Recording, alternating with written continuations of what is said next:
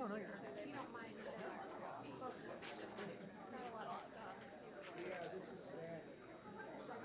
Hi, Rob.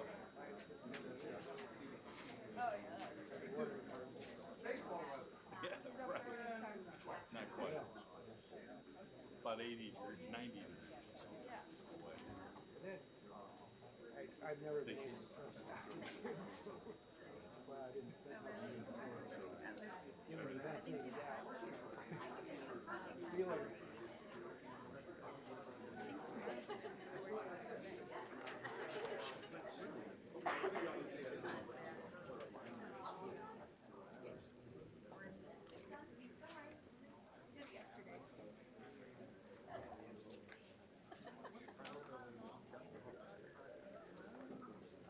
No, I'll work with Crystal. so they got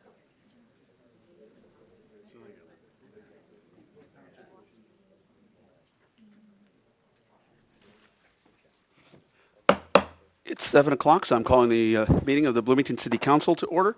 I wonder if you could please stand for the Pledge of Allegiance and a moment of silence. Thank you. I pledge allegiance to the flag of the United States of America and to the republic for which it stands, one nation, under God, indivisible, with liberty and justice for all.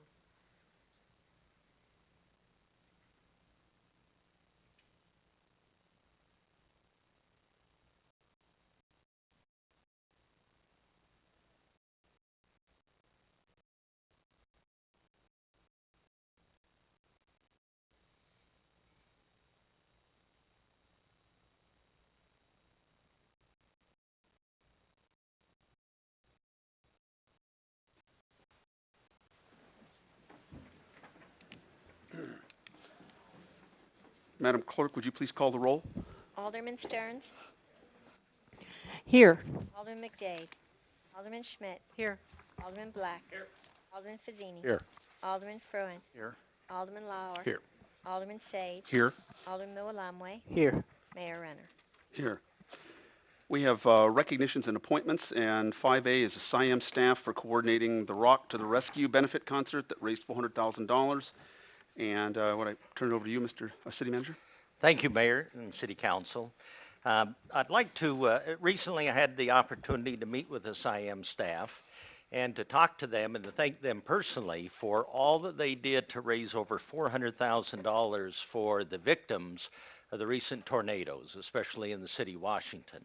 And tonight, I invited them to come back so that publicly we could recognize that.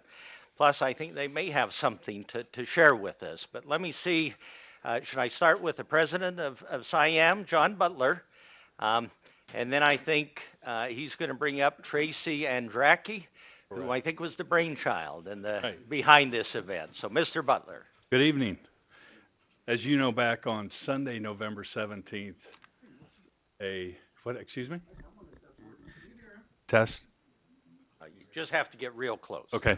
Back on Sunday, November 17th, as you know, a huge tornado just ripped through Pekin, East Peoria, Washington, destroyed hundreds upon hundreds of homes, 25,000 people lost power, just an absolute destruction, especially over in the Washington area. And that was Sunday morning. By 8 o'clock Monday, when I came in the office, I'm so proud of Tracy. She was already on the phone talking to promoters and other agents to see what we could do to pull together a benefit concert for the folks, our neighbors in Central Illinois. And within hours, Tracy was able to get commitments from the famous band Styx, out of Chicago, and REO Speedwagon from Champaign. And within days, those two bands were able to bring some of their friends on board. Ted Nugent, Richard Marks, Survivor, Head East, Brushville, and Larry the Cable Guy. An amazing feat in such a short time. I don't think it's ever really happened in our region before. And to have all the volunteers and all the support and donations that this benefit received was absolutely outstanding. So, we're really proud of all the folks of Bloomington and this area who supported this event, volunteered. We had hundreds of volunteers to pull this thing off. And the nice thing is the money all stayed locally. I wrote down some of the agencies that received the funding: the Midwest Food Bank, Peoria Citizens for Economic Opportunity, Tazewell County Services, and there was a relief fund at the Washington Community Bank. So really a tremendous effort for everyone. And then Tracy has something. I'm really proud of Tracy Andraki. She's our Assistant General Manager. She oversees the department for booking and marketing. She's the one that brings in all the great shows for us. But she has something that the band wanted us to share with you. Okay, so I'll kind of hold it up high so everyone can see. This is a commemorative poster that was created by a local artist and printer here in Normal. They created it specifically for the event to sell and to raise money, but all of the artists, all of the band members signed it as a commemorative item. So we would like to give that to you all and to, okay. Why don't we present it to Mayor Renner? Okay. I get to get the signatures from Sticks. I'm old enough where this matters. Well, thank you very much. You can show it to everybody. Yeah, Thank that's you. awesome. Wonderful.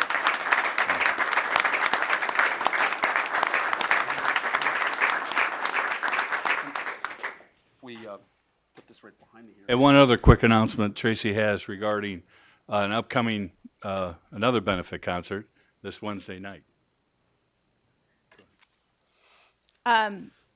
So after our last event, that was very successful, so I appreciate the opportunity to come here and talk about it tonight. We thank you for that. But this Wednesday, we will be hosting a secondary concert that is not necessarily a fundraising concert, but more of a night out for people that were affected in this area. So it was a free concert that Chicago wanted to put on for the people in this area, just for a fun night to come out, just have some good entertainment and, 3 hours, kind of forget about what's going on. So that will be this Wednesday night. Chicago will be performing. They're not bringing any other friends or anything like that. It's just it's a regular Chicago concert. And we've been told that we will have a special guest at the concert. Governor Quinn will be in attendance, as his office was kind of a part of getting the concert to come to our building. So we're really looking forward to that. Well, we want him to know that he can bring his entourage from Springfield to our Coliseum and spend money anytime he wants. We'll be sure to let him know that. But anyway, thank you. Thank you all. Thank you for all what you're doing. That's the contributions for Red Yeah. Cross. That was kind of a secondary thing. Obviously, the intention wasn't to be a fundraising concert, but we had several inquiries wanting to know if people could donate, and so we wanted to make that available. So American Red Cross will be on site accepting donations. And Country Financial they've put a lot of money forward for the concert to allow it to be free, and they are matching donations up to $25,000. That's fantastic. I wonder if we can give them a round of applause. We will certainly come back with an announcement after the event, kind of talking, recapping everything and what the, final donations were. Thank you very much. Thank you. Thanks very much. Move right along. We have item 5B is the introduction of Library Board Trustee appointee Brittany Cornell. And Brittany, if you would stand and be recognized. Do we have any questions of Brittany? We had just a recent resignation by Patsy Bowles, longtime board member. And so if we approve Brittany this evening, we won't be skipping a beat. There won't be a single vacancy, even for one meeting on the library board. And Brittany is the first West Sider we've had on the library board in a very, very long time. So welcome. Thank you. Okay. Moving right along, speaking of that, to the consent agenda. I actually do have something that I want to clarify about item 6A, but before I do that, I wonder if there are any items that anyone would like to have removed from the consent agenda for separate discussion. Jim? Mayor, I just want to read my usual statement that for the consent and regular agenda, I do not have any personal or business interest in any of the listed items, nor have I received any financial benefits from any of the parties or organizations referenced in these specific agenda items. And I plan to vote yes. Okay, thank you. Are there any items that you'd want to pull? I'm ready to make a motion to Oh. approve the consent agenda since nobody is pulling anything. Okay, is there a second? Second. So motion moved by Alderman Fazzini, second by Alderman Schmidt. And we just want to clarify that you should have an addendum to the minutes from our board retreat, and that is, I'm referring to item 6A. Because in the situation, just the quick cliff notes, we had an executive session and a public session dealing with culture change. Because there were specific names of department heads mentioned, the clerk had been excused, so the clerk actually, we had an audio rather than a written document. So that's why there was some confusion, I believe, about the initial set of minutes that went out. So there is the corrected version that I would urge you to take a look at. It may not be the most scintillating, but it certainly should be at times interesting if you read up about our retreat. Okay. Seeing none, if we move to item 7A, and Don't we oh, vote? I'm sorry. That's right. We You didn't wanna approve it yet. I wonder if we could have a roll call vote on that.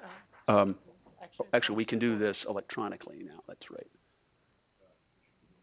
Yeah, it's supposed to be on. There we go. Okay, you can vote now. Sorry about that. Hard to have democracy if we don't vote. Okay. Okay. Madam Clerk, it passes 8-0? Correct. Okay. Thank you. All right. Now moving on to 7A. There are remarks, State of the City remarks. We haven't had State of the City remarks in Bloomington in the past.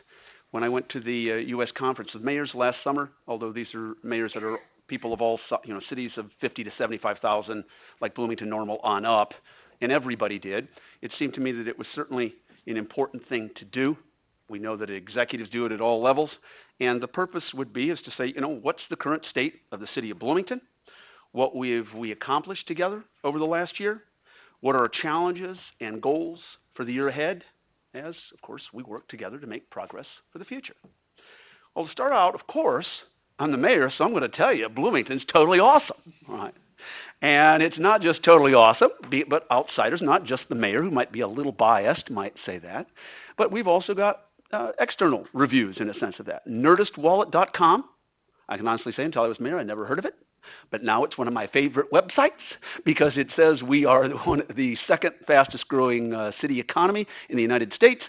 And if you note, almost all the others are Sunbelt places. So we're the only one that gets weather like we have out here today. That's on that list of fastest growing economies. Not only that, we're such a great place to live. We get recognition from both sides of the life cycle. We have been recognized as one of the best places for singles and one of the best places for working retirements. So for all those reasons, we've got external, certainly, validation of the fact that Bloomington's totally awesome. But beyond that, of course, we do still have the fastest growing economy in Illinois, and we've got the best trained workforce, the highest education level in downstate Illinois. We've got the lowest crime rate, and of course, we've got our strategic location. We're the only one of the 5 metropolitan areas in central Illinois that's within an hour of all the others. And of course, we've got interstates to help connectivity. And that's certainly important. Our community assets actually are the envy of most of our peer cities. We've got a solid employment base with State Farm, Country Financial, of course, Mitsubishi, ISU, many others. And we've got strong colleges and universities. We've got a growing regional airport. We've got Amtrak service and high-speed rail on the way. And of course, we have exemplary public schools. We've got sports teams, low commuting time, and of course, great amenities such as the Constitution Trail, a vibrant zoo, and a thriving community of artists, a downtown in the process of revitalization, and multiple entertainment venues, both public and private. So at this point, I can say I'm very happy to say that I believe that the state of Bloomington is very strong. We're a great city in a wonderful community. Now, as far as where we've come over the past year, I want to start out by thanking all of you, my colleagues on the City Council, for all your help and all of us working together.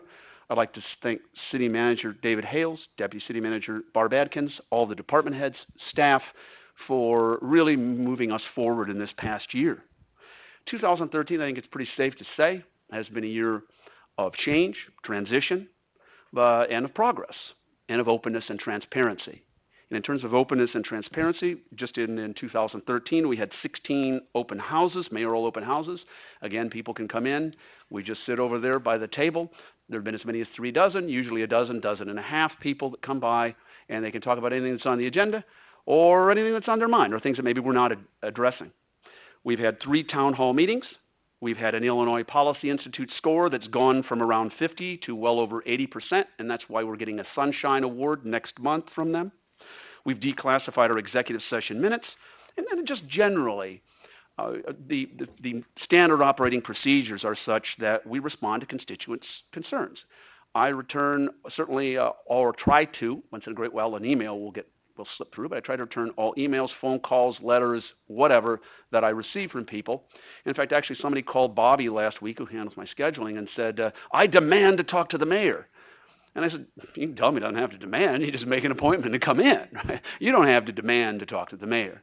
Because I think it's really critical, as I've said all along when I ran, I do believe that City Hall, from my perspective, should be surrounded by windows so that any citizen from any part of town can come up, look in, and see what they're paying for. And I think we've made great progress in that regard. But we also, in terms of part of transparency, need to improve some communication between ourselves. And by that I mean, one thing that I've said several times is I don't think that members of the City Council should never read anything in the paper and be surprised about city government. And we're working on that. And I think that's really, really important as we move forward. In terms of boards and commissions, the council has passed an ordinance that consolidated our building boards and imposed term limits. So I think we've had great progress in terms of accountability, bringing more different types of people into the political process. And I think when we do that, we're going to make better decisions in the long term. We do, of course, in the era of boards and commissions, want to make sure that we balance the need for experience with the need for new blood. And I think the term limits proposal that recently passed, I think, is a good step. It doesn't say you're gone forever. It just says after 9 years, we'd like you to take a year off and get a little perspective and then perhaps come back. And so I think that's certainly something that we'll see we're going to continue to work on and perhaps tweak as we move forward. Related to bringing people in and transparency is, of course, culture change.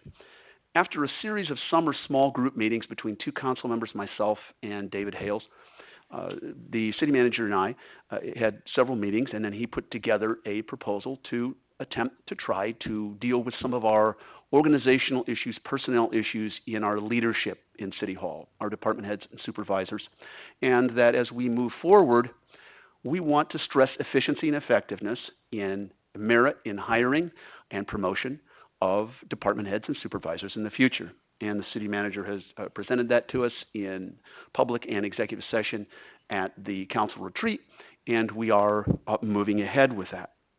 We've also had, I think, a renewed cooperative spirit in dealing with our local government neighbors. I consistently am in contact with Mayor Chris Coos, for example, and we have lunch regularly. We had a joint news conference 2 days after the election in April, and we pledged to work together. And we've tried to keep that promise. As we've said many times, we may be 2 cities, but we're one community, and there are a lot of things that we have in terms of common problems. One of the biggest problems that we hear when we talk to I was going to say students, that's professor talking. When we talk to our citizens, is that they're concerned about our streets and potholes. We probably have had a new wave of concerns about that. And the council last summer did pass a $10 million street resurfacing program. And Jim Karch has been very, very aggressive in trying to get ready so that when this weather does break, then we will begin to see some progress there. We've made some progress in developing a sewer master plan and, of course, long-term capital improvement. When we make investments in our infrastructure, that's absolutely critical for us as we move forward and try to promote our economic development. It's not just that we get the advantages of the new roads or whatever, but there's an economic multiplier effect, and it's going to be in the future easier for us if we've got first-class infrastructure to attract other business and get existing businesses to expand in the future. In terms of our downtown, the downtown, of course, is a critical component. It is our social and historic core. It's what separates us and makes us distinctive from other cities. And we've made some progress there.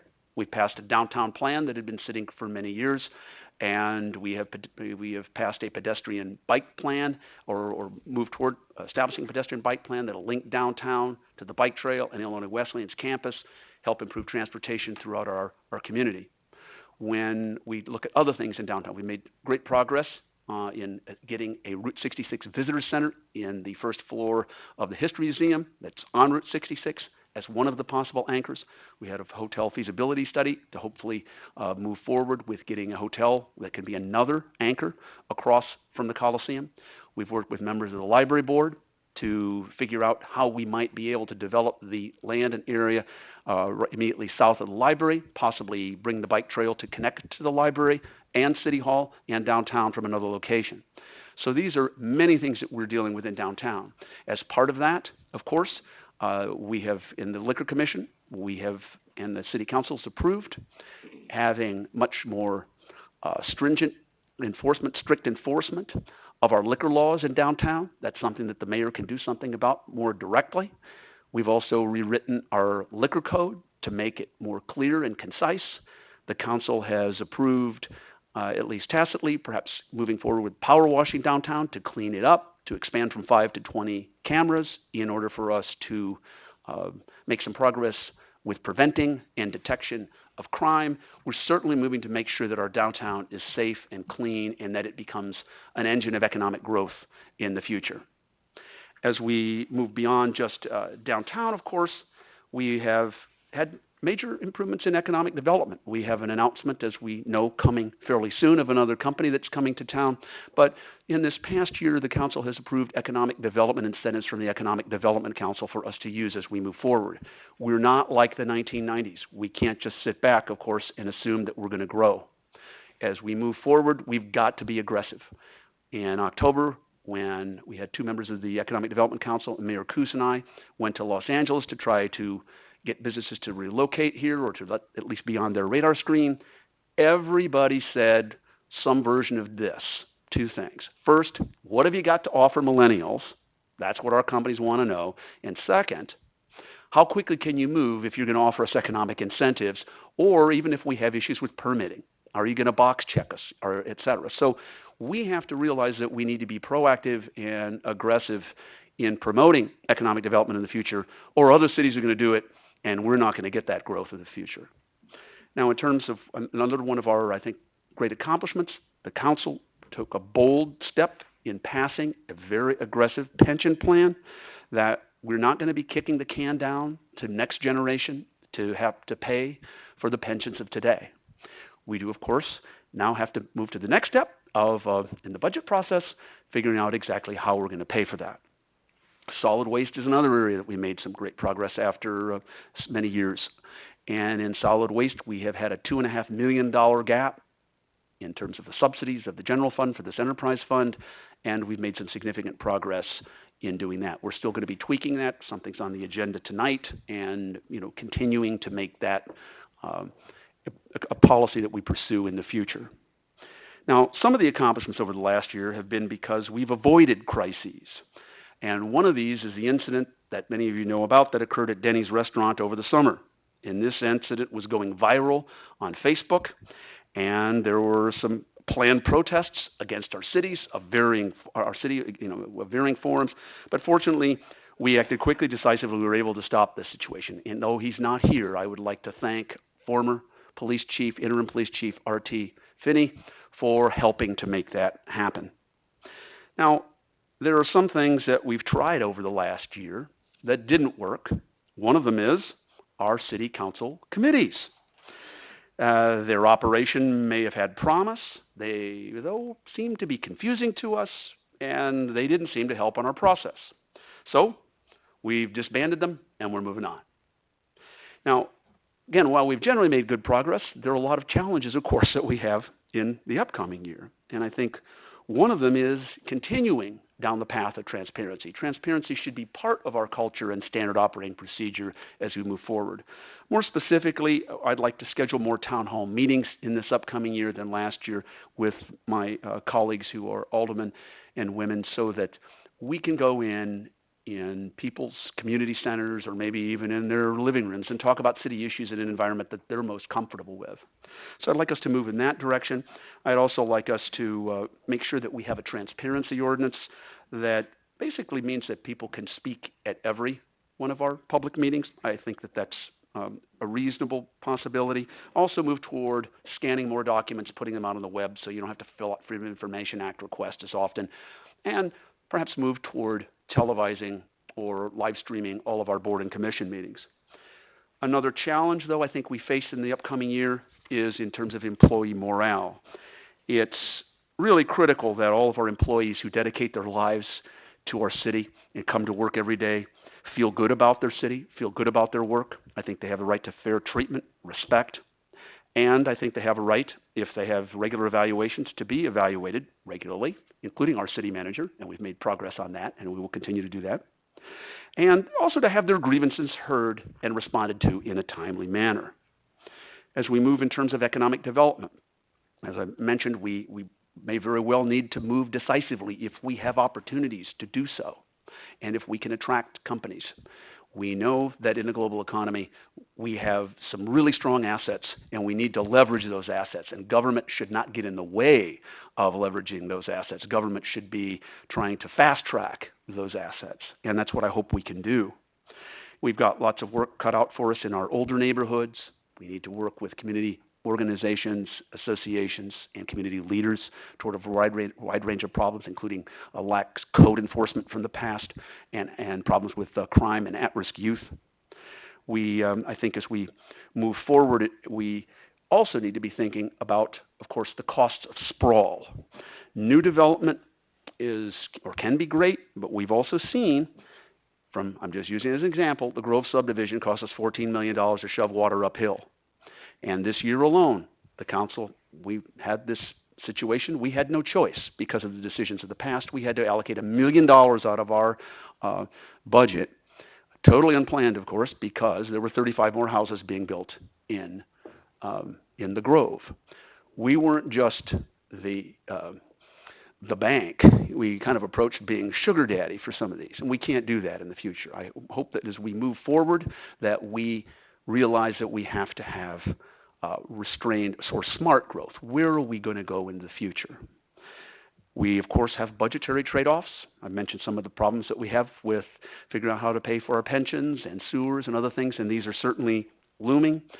But in addition to our budgetary trade-offs that we're going to be handling in the next couple of months, one larger problem that we do need to continue to begin to address, and that is a regional water supply. In spite of all the snow, our water levels are low.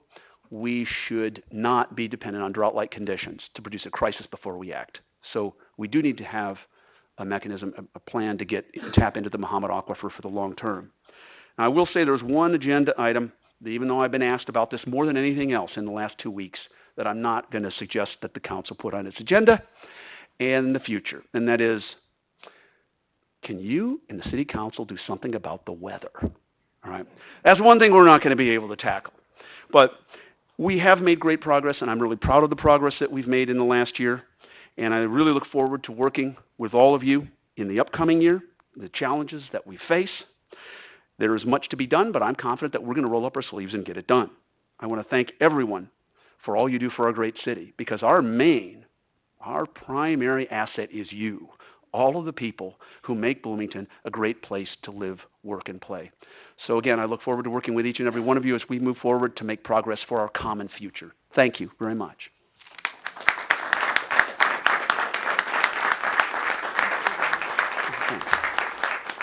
Wonder if we can move on to item 7B, and that is an Economic Development 2013 Annual Report. Mayor and Council, we're going to have Justine Robinson come forward. She's going to present the Economic Development Report for this prior year. And although you have a lot of written material, we're not going to go through all of it in detail, but she's going to give some highlights of this annual report. So, Justine Robinson. Thank you, City Manager Hales, and good evening, Mayor, City Council. In your packets leading up to this evening, you had a quite detailed, comprehensive 21-page packet outlining the Economic Development Office's strategic plan and associated goals and related outcomes that were accomplished within the last 12 months from the Economic Development Office. As you've had that for several days, my intention tonight was not to go through the packet and address specific slides, slide to slide, but more have a conversation about what you can't capture from this PowerPoint. Specifically, there are dozens of projects. The Z card is one of them that didn't make it into the packet. The office day-to-day addresses the needs of businesses, individuals, residents throughout the community and tries our best to be as comprehensive and proactive as we possibly can. We are able to do that because of an efficient team approach. City Manager Hales has allowed us to reach out and establish very effective partnerships with organizations both locally and nationally. Many of you have had the opportunity to meet her, but for those of you who have not, with us in the audience this evening is Elizabeth Au. Libby is our consultant with the National Development Council. She has provided financial technical assistance, reviewing our incentive application packets, providing a professional third-party opinion on levels of subsidies that are required, financial tools that we should be using, best practices that are seen across the country, and she's also working to help develop financial resources for us, new sources of revenue from outside of the community that we can start funneling to our local businesses and developers. So certainly thank you to Libby and the NDC on a national level. On a local level, important relationships that have helped us to achieve these goals and outcomes. I just want to recognize the work of obviously the EDC, the Chamber of Commerce, the DBA, the CVB, the WBRP, and the IW Action Research Center, who is graciously giving me 4 interns this semester to help with a project that we're researching quite intensively. So certainly we appreciate everything that these organizations do to work with us to achieve the outcomes that you see in the packet, and we look forward to being able to develop those relationships further in 2014. So with that, certainly if you have any questions about the outcomes that you saw in the presentation, I'd be happy to address those at this time. Questions for Justine? Alderman Fazzini. To start with, not a question, but congratulations. You had a great year. I think we've done real well. Just seeing some of the names up there. To be able to attract companies like that or help them build speaks well for the efforts. I do think that we have, and I think Mayor Renner mentioned it in his talk, an opportunity to be a tourism center in downstate Illinois, mid-state Illinois, and the possibility of a collaborative effort at the History Museum with 8 different entities, some private and some public, to be able to put in a visitor center is a perfect example that can help bring people in here. I'm not sure everybody recognizes it, but there are over 50,000 visitors that travel the Mother Road, Route 66 from Chicago to St. Louis every year, a lot of them coming from foreign countries. And they stop in Pontiac, Illinois, and they stop in Atlanta, Illinois, and they don't stop in Bloomington, Normal, Illinois. We're changing that route. And that's that's the idea. I think tourism could be an important aspect of what we're all about, and that professional mural that we had done recently is the start of perhaps many more that can help people be proud of their downtown. So keep up the good work. Thank you. Thank you. Actually, just on a note with that, it is apparently that, and Justine knows this, there were more hits on Google for travel in Illinois that use the code word Route 66 than Chicago. So we need to get our share of that cash. And it'll, of course, create a greater vibrant downtown for us. But Alderwoman Schmidt. I just wanted to thank you, Justine. You've really put us on the move here. You're a wonderful ambassador and a great collaborator, and it really feels like we've got just so much focus and energy, and I just wanted to give you some kudos for that. It's just a joy to have you working on behalf of Bloomington. Thank you. Thank you. Other comments? questions. Alderman Mwambwe. Okay, thank you. And I want to echo the congratulations by everyone else. And I'm certainly encouraged to see the work that you've done. I was one of the early supporters of the position.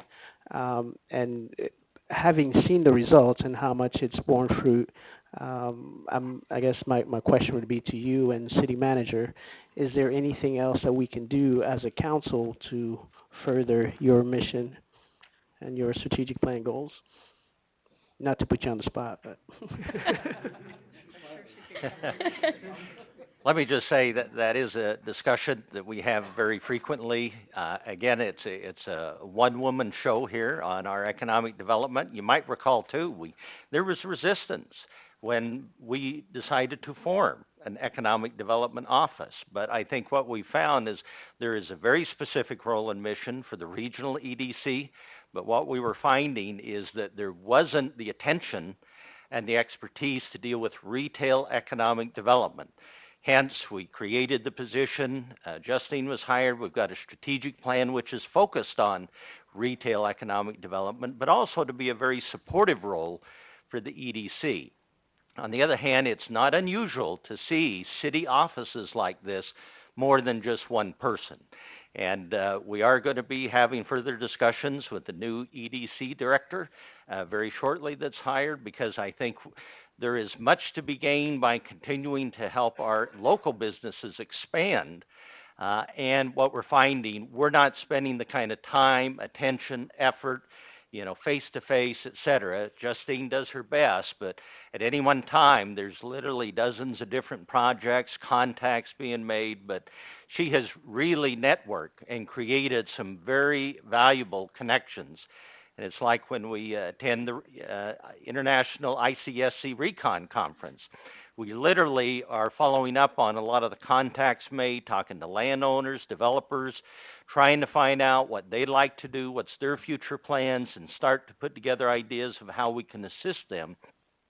So we'll be kind of coming back to you more in the future as we look at how that can expand and how we can continue to work in collaboration with the regional EDC as well. But I couldn't think of a better person to be the city's first economic development coordinator than Justine Robinson. She's really been outstanding in her work.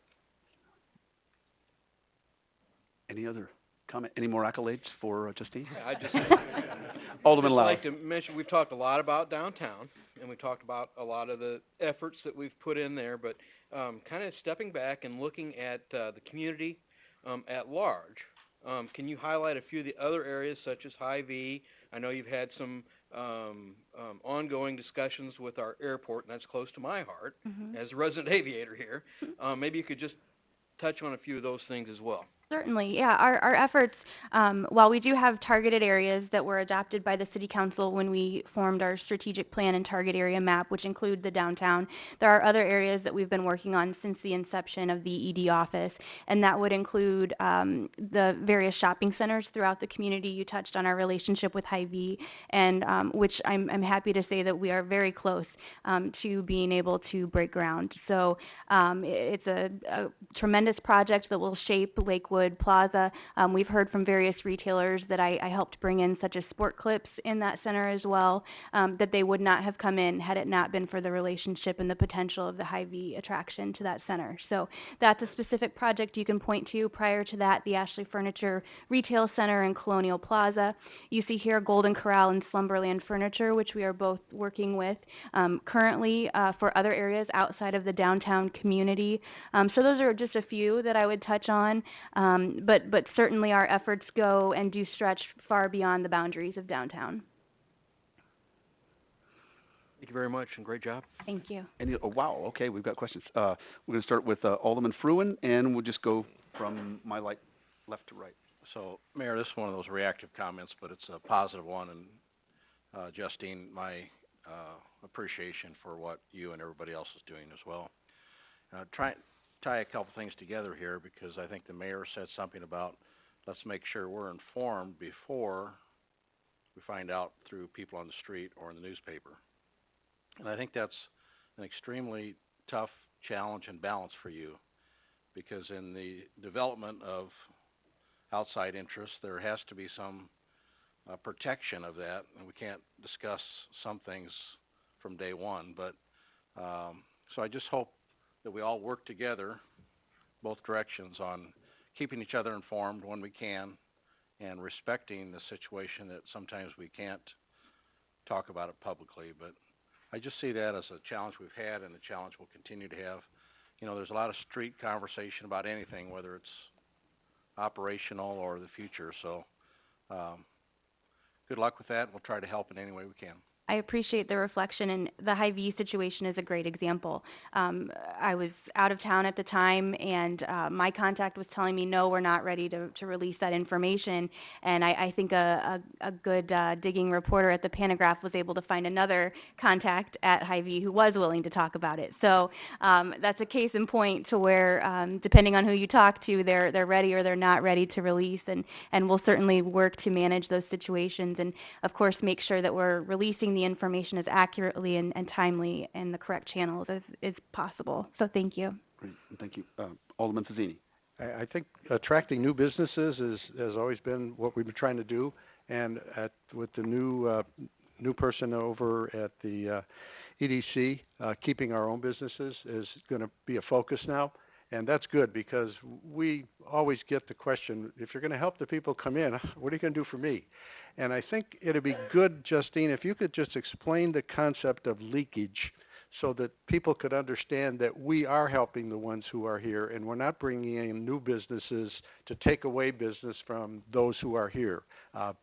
But leakage is a real good concept to make sure everybody understands. Could you? It is. No, I completely agree. And Alderman Fazzini is accurate when he talks about the impact that current existing businesses have. We know from attending national conferences and being in the industry, 80% of growth of businesses and jobs are going to come from existing businesses, not from the new major industry attractions that oftentimes the EDC and other entities are focused on bringing. So we do have to make sure that we're protecting our existing owners and helping them whenever possible. It is fairly difficult to see, but the middle picture on this slide is a snapshot of one of the retail leakage and surplus analysis reports that I run on an almost daily basis when I speak with retailers who are interested in our community. We have to make sure numerically that we are bringing in targeted businesses in key areas of the community. What might not fit well on Veterans Parkway, where we might have plenty of sporting goods stores, if you will. In that particular area, we might be lacking on the west side and need an additional sporting goods store for that part of the community. So it is definitely a numbers game, making sure that you understand how to interpret those numbers, that you're communicating not only with your potential prospects, but also with existing business owners, as we had to do with the Ashley Furniture situation, and making sure as it is our responsibility to educate everyone involved in the process so that we can make the best possible decisions and help our local businesses grow as well as expand the tax base, which is so important and critical. I'm sure Patty would agree. Yeah, in particular, Ashley Furniture, correct me if I get the numbers a little off, but we said a furniture store coming into town could come into town and do its $2 to $3 million worth of business because we had $6 million worth of business for furniture stores going out of our town. We wanted to keep it in our town. Now, I may be off a little on the numbers, but I know the number was way more going out of town than they were going to be able to do in town. That's accurate. So we could look with a straight face at every furniture store in town and say, they're not coming to take business away from you. They're coming to keep business into this town. And when they go into Ashley, they may not find what they want. And since they're already in town, they might stop in your place. So we're trying to help you too. And that's what the leakage is. It's how much is going out of town, and we won't bring a business in that's going to do more business than what is leaving. That's accurate. They follow each of the electronic transactions, credit cards, debit cards, et cetera. It's fairly unsettling. The level of detail, we can find out how many size 2 package pampered diapers are being purchased in our community. But it's good information to allow us to make informed decisions that will impact, again, the lives of our business owners and their families. So, Alderman Black. Thank you, Mr. Mayor, and thank you, Justine. I remember when I first got on the council, you sat down with me and you kind of walked me through everything that you're doing, and it's just a ton of work, and I really appreciate everything that you've been doing. And another thing, too, is I like this presentation because a lot of times I'll get questions about what does economic development look like, and how does that play into, my neighborhood, my community, and this is a great example of something that you've put together that is a clear explanation of how it helps everybody, raises the boat for everyone, and definitely echoing Alderman Fazzini's comments. One thing too, I think this was your office, the little card that you put together. Was that over the summertime with the numbers? Yes, one of those. I was trying to find it. I have it somewhere around here. That's something else we should definitely highlight because that is a really quick, yes. Highlighting. I feel like Vanna White right here. So I think this is another great example of the work that your office is doing and that you're doing to really help sell Bloomington because, I always love to dump on the state. Illinois makes it very challenging to attract new businesses to our state, and we have an uphill battle. And you acknowledge that, and we're doing everything we can to overcome that hurdle. And finally, I just wanted to note that I appreciate the use of interns. I know that a lot of times we talk about how we bring in outside consultants, and I appreciate your help with everything. But we do have a lot of homegrown talent here. We want to create opportunities for students, and that's something that you're doing, and I definitely appreciate that, and I'm sure they do as well. So thank you for all your work. Okay. Any last minute questions? Alrighty. Thank you again very much, Justine, for a great presentation, all you do. Thank you. And moving right along, we have item 7C, Haney Plumbing and Rental Property Tax Abatement. And do I have a motion to approve in a second? I'll make a motion to approve the tax abatement as presented to us. Okay, moved by Alderman Schmidt and second by Alderman Fazzini. Okay, now discussion. Who'd like to speak to this? Alderwoman Schmidt. I would just like to take an opportunity, first of all, to give a shout out to the Haneys who are here with us this evening. The level and quality of detail that they've already put into the buildings that they've refurbished downtown is just extraordinary. And what we see happening in a building that has been really neglected and bricks falling off, it was really a mess. And to realize that it's going to have a whole new life ahead of it, that's provides additional rental as well as I believe some commercial will be a huge asset, and I just want to thank them for the work that they've done, and I'm glad that we're able to provide this opportunity for public-private partnership and to see that realized over a period of years with an increase in our tax base. I think it's a win all the way around. Thank you. Thank you very much. And I also like to echo that. Just you've done an outstanding job, and you've come to a couple of open houses on another related issue, and we will be back in touch on that as well. Any other comments? Alderwoman, Stearns. Thank you. Yeah, it is nice to see this kind of encouragement to someone willing to tackle a historic, especially a historic property, and a property that really adds charm and character and so much that's history really to the downtown and to the city. And I'm really encouraged by the Haney's efforts and all that they've done, because I do think that this is what makes downtown Bloomington and the city itself unique. We love our new buildings and such, new construction, but renovation and historic attention to historic detail, that is a very, very difficult, expensive, and special kind of project. And I'm also encouraged in my question, and I hope I heard this right, and I believe I did, that other historic properties in the city would also be on a level playing field in terms of applying for this similar type of abatement or encouragement, because certainly there are others, adjacent to downtown, and I know in our goals we want to encourage these adjacent neighborhoods, which I think are also very, very critical to downtown. Is that correct, David? That's correct, Alderman. Okay. That's great. Thank you. Great point. Thank you for bringing that. And just to encourage everyone, if you want to get a copy of the packet, the pictures are over in the back, and they're really quite impressive. So unless there's any other comments, Madam Clerk, would you please call the roll? Oh, excuse me. That's right. What am I doing? I can please call the roll by putting this on display. There we go. Okay.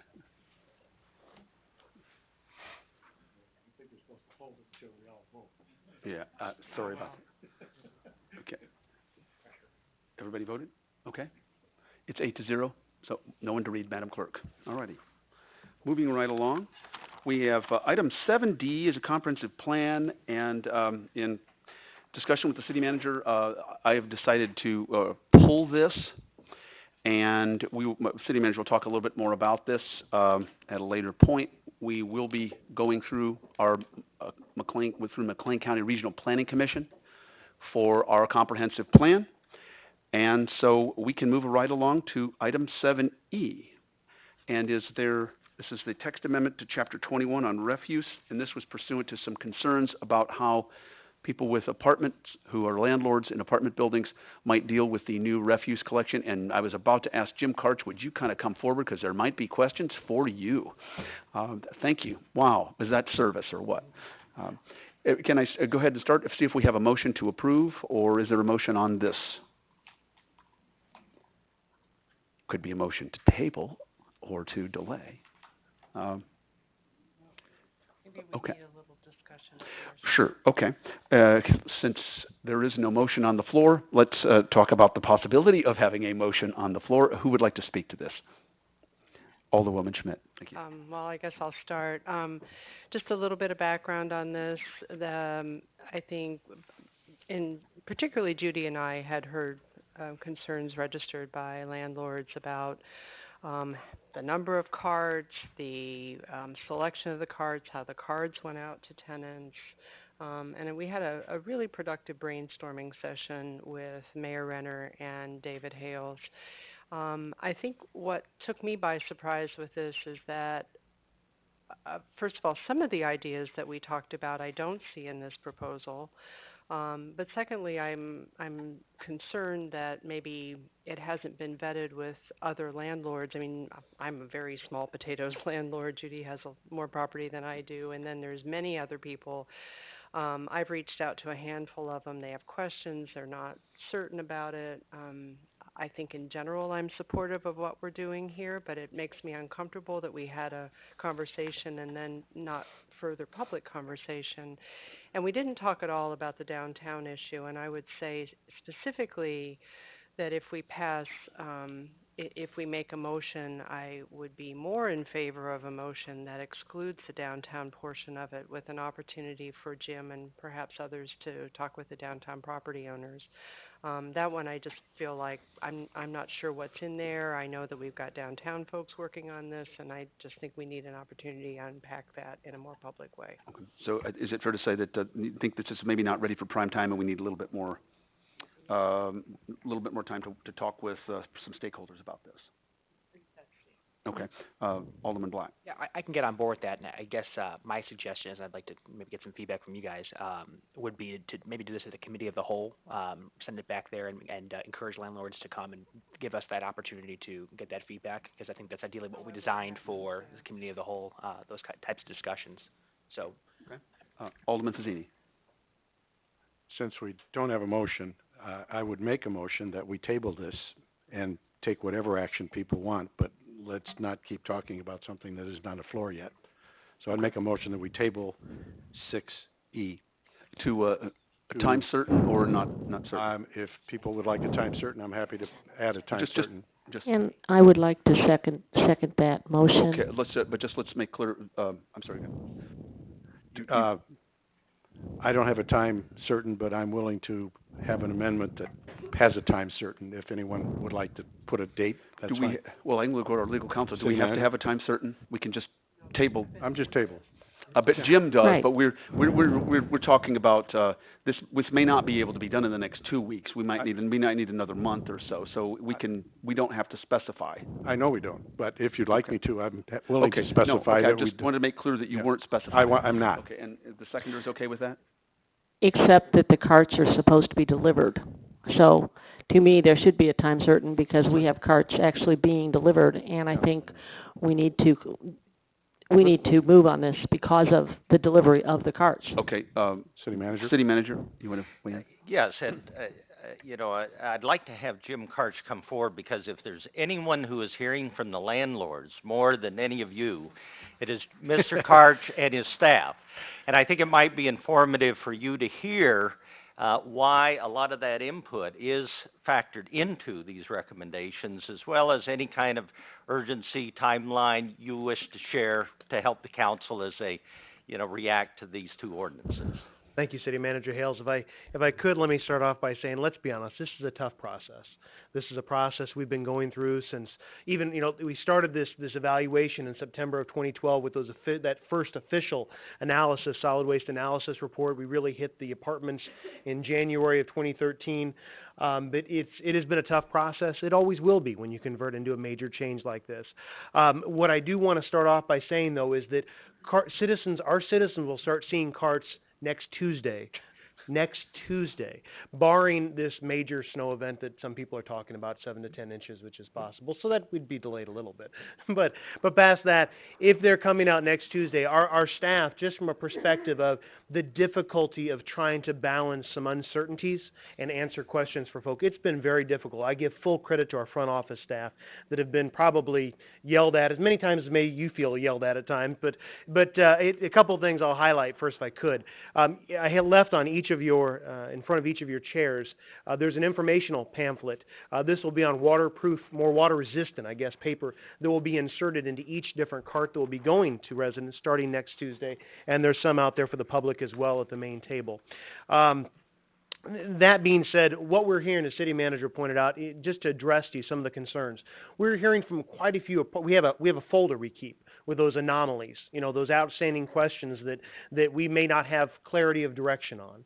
And so, there's a lot of people that have questions, and we try to balance the what we're hearing from the governing body. That's all we do is implement what we have from our governing board. The issues of apartments came up with the cart sharing. As we talked about the cart sharing issue, that's one of the items before you. So if I can address that particularly, we had a number of landlords that really wanted to say, well, I have 5 units, and I really would like to be able to only have 2 95-gallon containers. And so we didn't have the ordinance authority to be able to do that at this point. So that was one of the things that as we rolled this out, we thought let's at least see if we can quickly get this to our council. Although we're starting to roll out the carts next Tuesday, we're finalizing the scrubbing of the data. That means we're going through each individual record of data. And by tomorrow, we need to be giving those final numbers both to finance and then to our vendors so we can finalize all those the deliveries. So this is important from the standpoint of it's just a customer service issue. This first one on cart sharing is kind of a customer service issue that isn't necessarily dependent upon maybe necessarily the number of units that we end up serving. The second issue is, let's talk about downtown for a minute. Right now, we really don't, our ordinance doesn't cover how we take care of or how we bill to the Bloomington Housing Authority and also downtown Bloomington. This doesn't preclude additional dialogue about the downtown Bloomington. All this does is, starting May 1st, allows us to bill property. We really don't look at changing our service level to Bloomington Housing Authority or downtown Bloomington at this time until additional dialogue is had. Those issues are fine for now because those we can continue to talk about. They will start billing May 1st, so there's some time on that. The issue I would ask for some consideration on tonight, if it's possible, from just a logistics standpoint, is that cart sharing concern. If that were one that has any interest from the council standpoint, from the staff perspective, we see the operational benefit, and many landlords have expressed the desire to say, wow, this is helpful to us as well. And the reason why tonight is helpful, because again, when you look at the timing, logistically, it would be beneficial for us to have some action from the council just on that particular issue would be good tonight. The other issue of the more than 6 units for apartments, the most that will happen is for the over 100 units. If we go in that direction and we deliver carts to those apartments, the worst we would do later is have to take those carts back if the council chose at that time to stop serving them. So if I could ask your consideration of that would be appreciated. Mayor, if I could, just coming back. All right. I think these are 2 examples, and I go back to what the council has always said. You want to kind of establish the what and allow staff to deal with the how.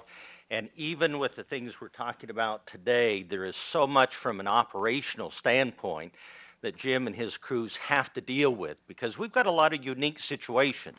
We're never going to be able to come up with ordinances and city laws to address every situation out there. However, we can always come back to you.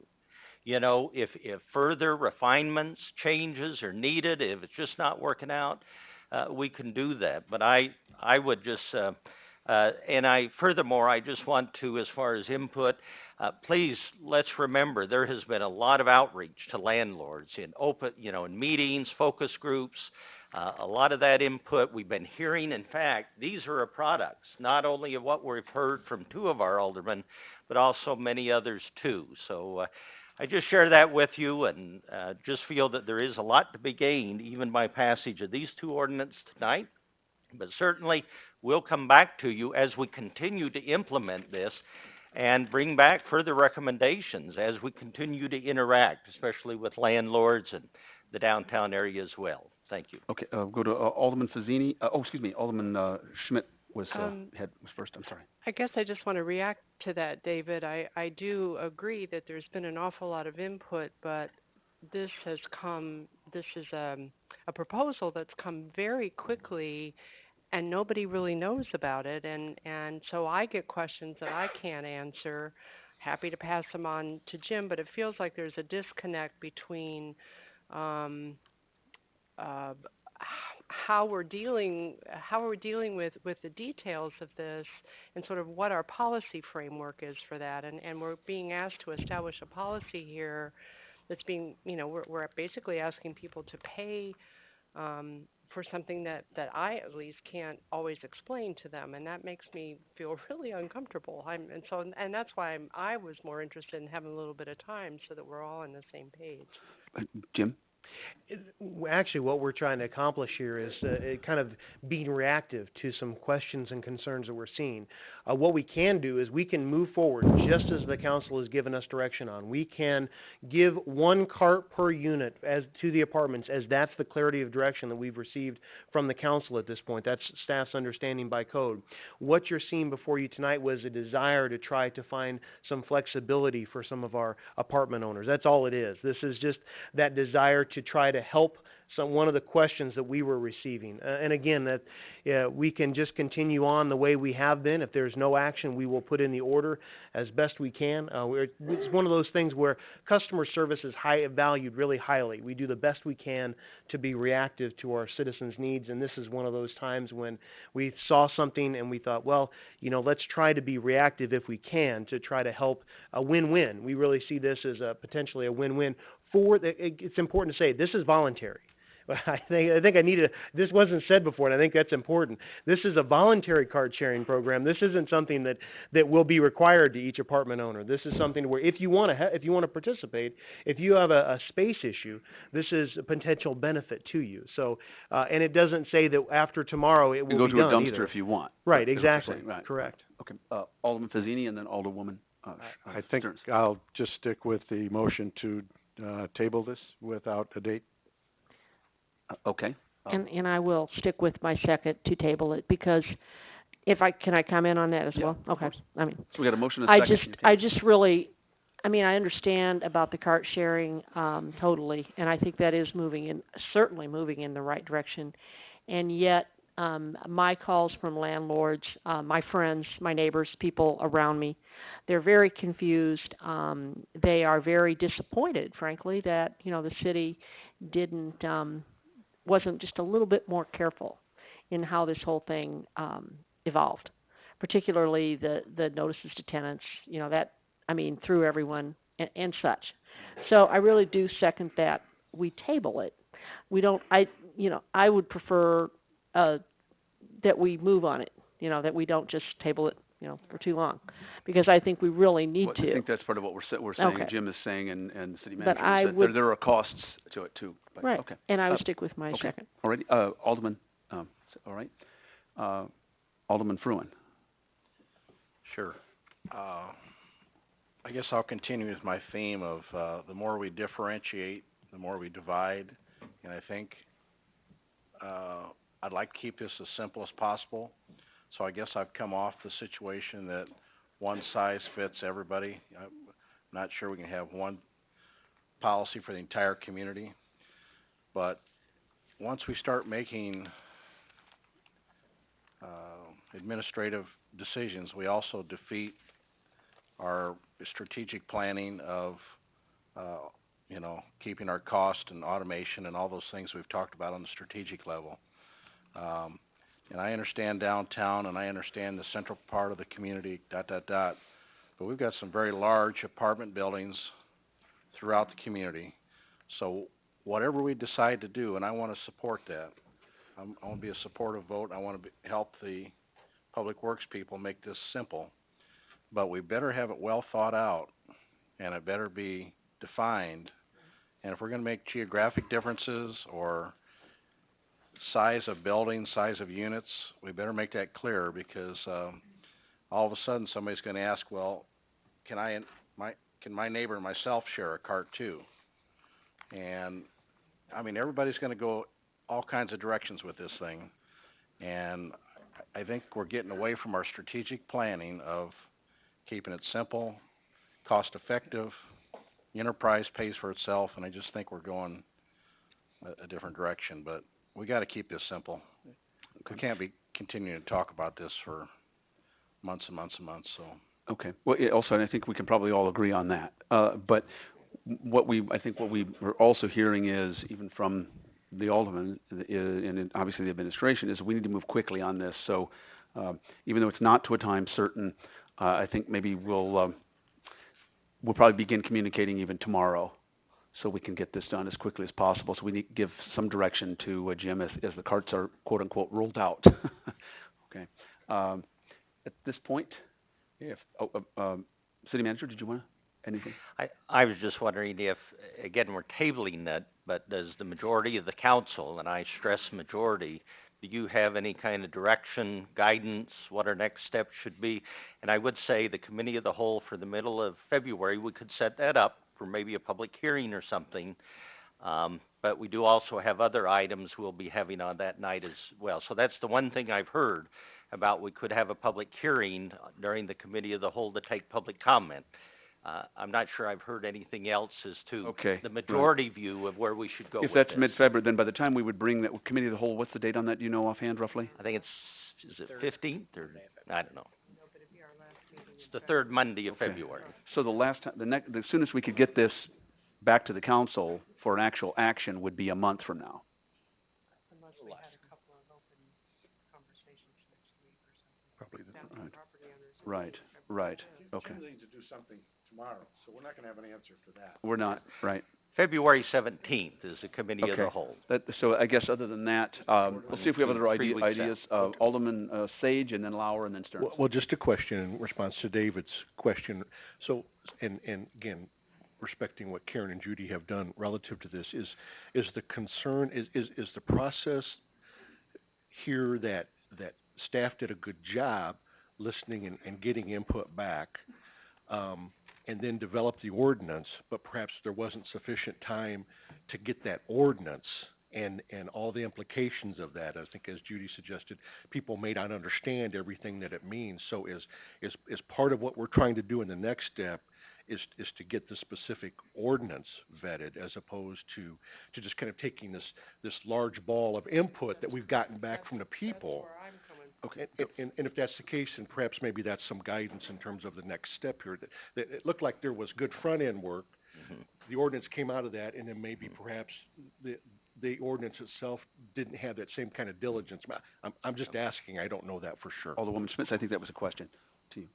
Go ahead. Go ahead. I that's where I'm at with this, David. I don't, I mean, I can speak for myself that Okay. it's okay, but I sure have gotten a lot of questions about what does this mean for me? It's new information, basically. Okay. Alderman Lauer, and then Stearns. I think we do need to be clear and more clarity. Mr. Hills, I think one of the things that we're going to have to do, though, is keep coming back to this as we implement it, because there are a lot of strings attached. I'm very concerned with how our elderly are going to handle these carts, and I'm very concerned with how our handicapped are going to handle these carts as well. So that I know we don't have a huge population, but those people are very important to us. Right. And I think we've got to be very, very mindful of how all of this is going to play out. So. Let me just say that our policy and practice has not changed. Any elderly, any handicap, that once we will have the driver get out of the truck, go get the cart, bring it out, empty it, return it. That has been our constant policy and practice, and sometimes we even reach out and encourage them to let us do that, and many people resist that. But that hasn't changed, and we're providing that door-to-door service for those that physically, can't can't get that card out there. I don't think there are many cities that do that. But anyway, Alderwoman Stearns. And I agree with Kevin, and I do think that service is extremely important. I am aware of it. I was given the sheet by the Public Works people because I was asking that question, and it's very simple for them, I think, to get the assistance, and that's a great thing. But also, yes, I think that the ordinance was a very good step forward. It's just that we really do need to, I think, include this pretty significant segment of our population, and it isn't just about landlords, it's about tenants. And they actually, are citizens and have are holding the rights to their property and should be considered and should be, I think, vetted as well. So it's about tenants, it's about landlords, it's about neighbors. And I think that, yes, this is a good step, but it really needs some more tweaking for sure and more explaining. Thank you. Okay, so I think what we're doing is we're going to set this up for the committee of the whole, and we'll be bringing this back to the council hopefully in a month. We haven't voted If this passes. Okay, so I'm projecting. Oh, did you wanted to weigh in? I'm sorry. Yeah, I'm sorry. Yeah. So David's comment spurred me to make this one, which is you're looking for direction from us. And so as presented, this reflects a bit of the conversations that I had. But in my conversations with the colleagues here on the council, I think that a little more time is warranted to give every opportunity possible to landlords to speak out as they think about this and how it's going to impact their properties. So that's the direction I'm thinking, and not necessarily a revision of what we have here, unless that's what the public wants to come back with. But that's my comment. And if I just might add, we will also directly, we know all these units that have up to 6 and things like, especially in the downtown, we will reach out to them directly by mail. So in between now and committee of the whole, not only let them know of that public hearing, but we'll ask for their specific input on these 2 ordinances. So we'll be doing that as well immediately. Awesome. Okay. All right. If you vote, then you're voting to table this as a motion made by Alderman Fazzini, seconded by Alderwoman Stearns. Please go ahead and vote. I think we're not ready yet. Yeah. No. All right. Jim should help me with this.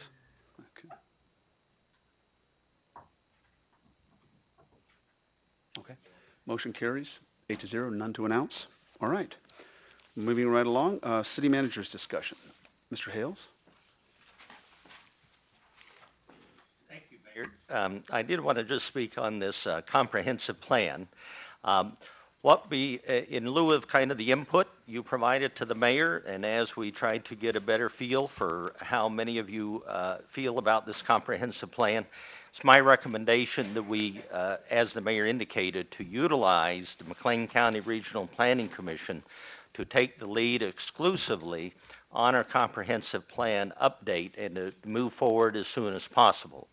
I have been in contact with Vasu, the executive at the Regional Planning Commission. She's excited, willing to move forward. We feel that given what we see as some looming financial challenges we'll face with this upcoming budget, it'll not only assist us from a budgeting standpoint, but we also will continue in working with her and the Planning Commission, look at those issues, concerns we've had in the past with our current comp plan, and how we all want to see some improvement, some benefit in that, and that will be something we'll continue to discuss. We do have her work plan, and in speaking to her, we want to bring her to the Planning Commission as soon as possible, finalize the scope of work, the plan, so that she can move forward with her staff on this upcoming comprehensive plan document. So I just want to let you know that's what I recommend we continue to do, and just wanted to share that with you. We have a question on that from Alderwoman Schmidt. I just want to make sure I understand what you mean when you say that that Vasu and the Regional Planning Commission will take the lead on our comprehensive plan. As they've done in the past, they will actually do the legwork, working in cooperation with our staff and with our planning commission. It will still be the City of Bloomington's comprehensive plan, but as opposed to Halcyon Levine, it will the Regional Planning Commission that will actually do the bulk of the work and do that in a cooperative, collaborative role with us in helping make sure that it meets, some of our visions and our needs as we share, again, specifically with the Planning Commission, that scope of work that has been laid out. Alderman Sage, we've got several questions for you. Well, and maybe then just to follow up, because this is important. So at the end of the day, the Regional Planning Commission will facilitate, enable, coordinate. The City of Bloomington owns the delivered comprehensive land use plan for the City of Bloomington. Is that correct? Yes, and we'll continue to express that. That is going to be the City of Bloomington plan, and it has to ultimately meet with our vision, and our expectations. Yeah, and that certainly wouldn't be something new. We had that similar conversation in '05 when we last updated the comprehensive land use plan.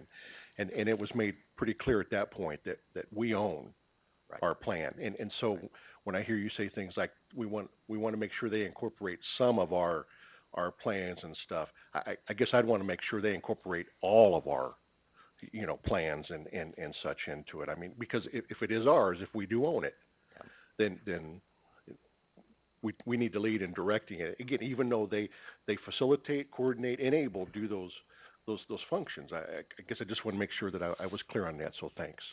And maybe it was improper use of words, but as I see it, there is a lot of social economic data that they'll be collecting. It's how to interpret that. It's how to determine what are the policies going forward. Those are things that only, will have to be acceptable to the Planning Commission and you, the City Council, going forward.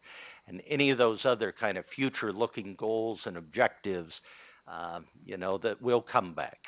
I think the other thing we're going to also, I think the positive is they do have a public participation plan, which was a key element and why we were looking to a community visioning. That is going to be an integral part.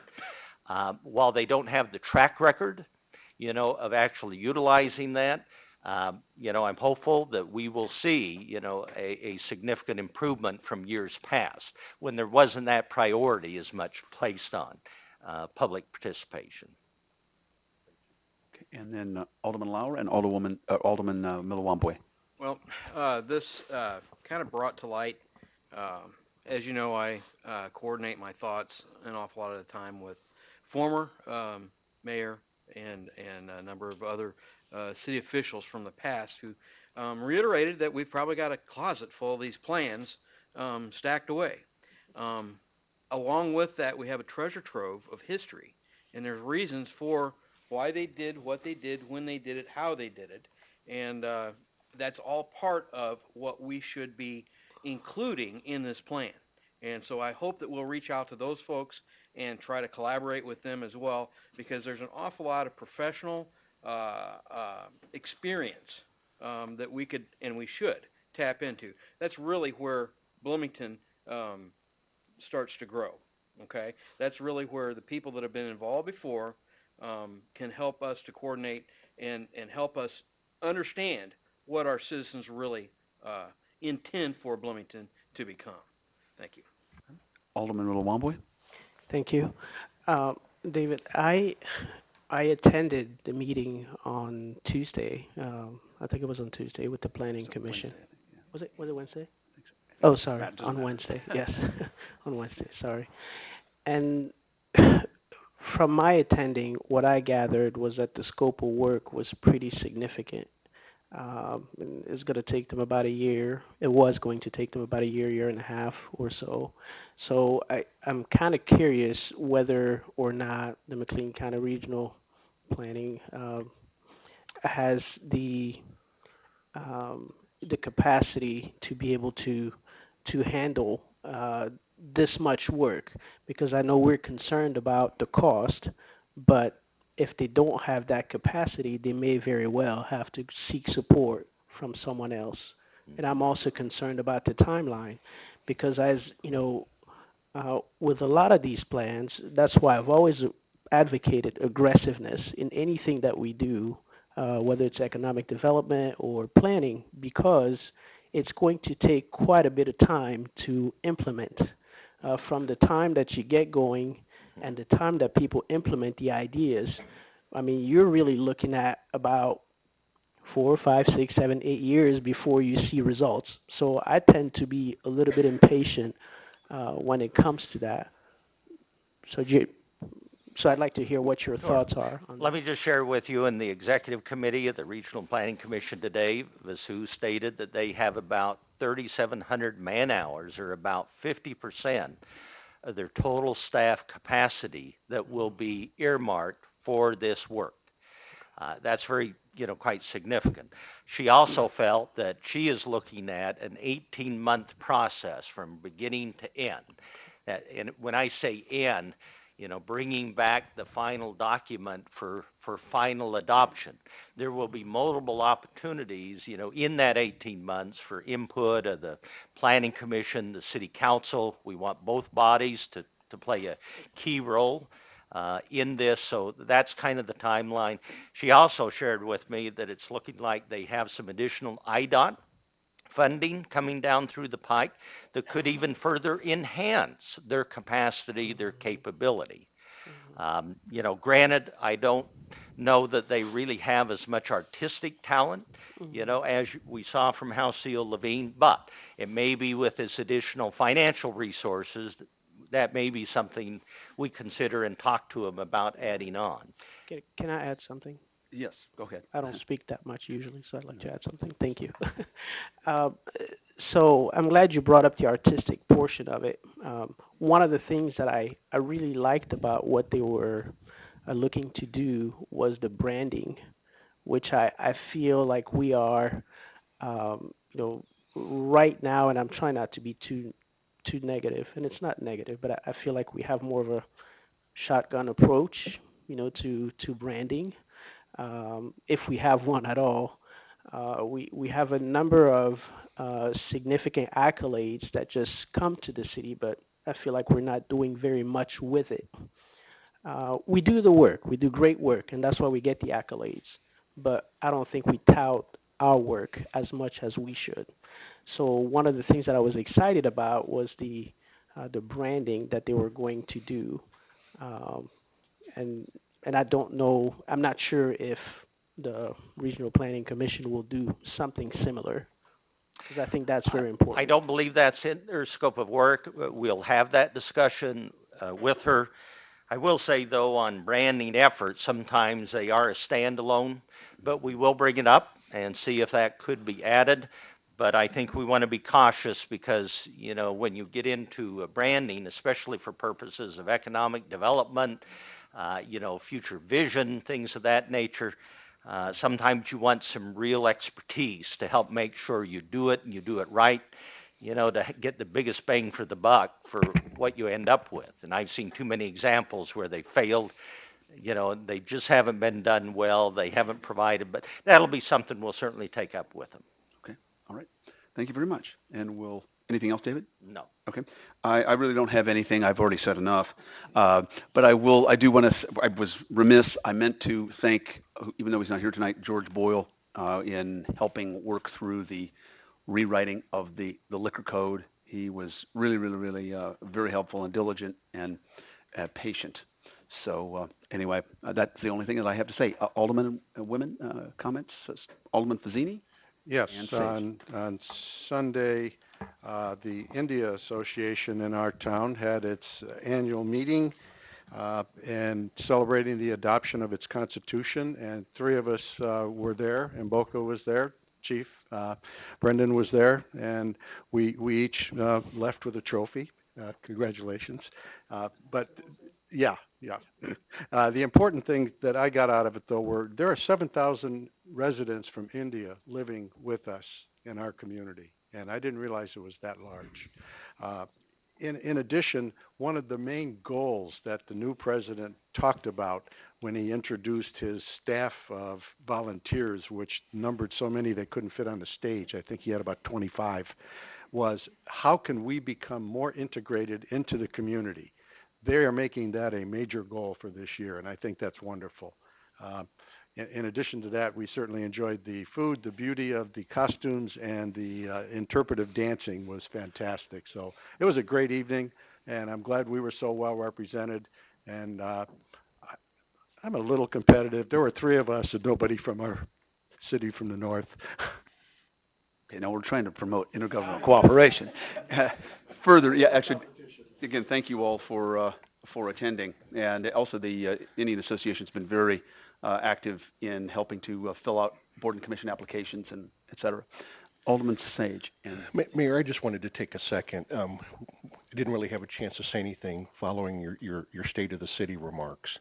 And I want to say something publicly that I know I've said to you privately, and that is I want to thank you for your leadership on a number of key issues. And you listed a number of significant accomplishments and some new things that you brought to the council, and actually some things that had been lingering for a while. But again, I think the difference has been your leadership, and I appreciate that. I think your partnership with the city manager, I think is significant. I'm really comfortable with that combination that's in place. I appreciate that. I feel like that, the council is effective. We're looking forward. We're moving forward. And to me, that's not a council that's broken. That's a council that's getting things done. So again, I appreciated your comments. And again, thank you for your leadership. thank you. And Alderman Fazzini. David, and it's amazing that he's doing all of this on a part-time basis. It's not part-time.